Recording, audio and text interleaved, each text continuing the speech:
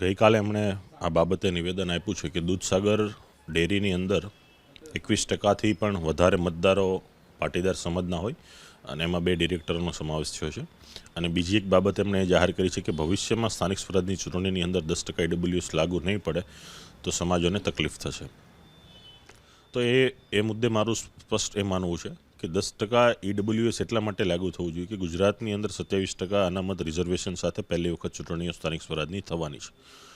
તો જ્યારે એક પ્રક્રિયા થઈ રહી છે ત્યારે સ્વાભાવિક છે કે બંધારણમાં શિક્ષણ અને નોકરી બંનેમાં 10% અનામત આપી છે, તો ચૂંટણીમાં પણ એનો લાભ થવો જોઈએ. અને અત્યારથી જે પ્રોસિજર કરવામાં આવે તો ભવિષ્યમાં કોઈ ટેકનિકલી સમસ્યા પણ ઊભી ન થાય અને અત્યારથી જ સીટ રિઝર્વેશન રહે એના માટે 10%નો અનામતનો લાભ મળવો જોઈએ. આ કોઈ એક સમાજ પૂરતી વાત નથી.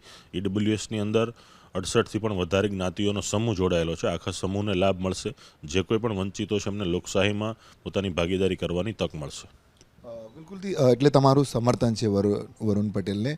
કઈ રીતના આગળ તમારી એમની જોડે વાતચીત થશે અને રણનીતિ કઈ રીતના રહેશે આગળ? જો હાલ તો મીડિયાના માધ્યમથી આ વાતચીત મળી છે, એમની સાથે પર્સનલ કોઈ મારી વાતચીત થઈ નથી.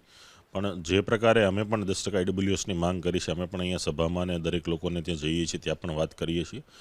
એ બાબતે ચૂંટણી પંચને પણ લેટરો લખાયા છે. હાઈકોર્ટમાં દિનેશભાઈ બાંભણીયાએ આ બાબતે પિટિશન પણ કરી છે. તો ભવિષ્યમાં 10% ઈડબ્લ્યુએસ દરેક સમાજને પ્રાપ્ત થાય એ માટેનો અમારો પ્રયત્ન રહેશે. અલ્પેશભાઈની કઈ રણનીતિ રહેશે? ખરા હવે આજે રીતના મુદ્દો આવી રહ્યો છે અને ઇલેક્શન પણ છે આગામી દિવસોમાં.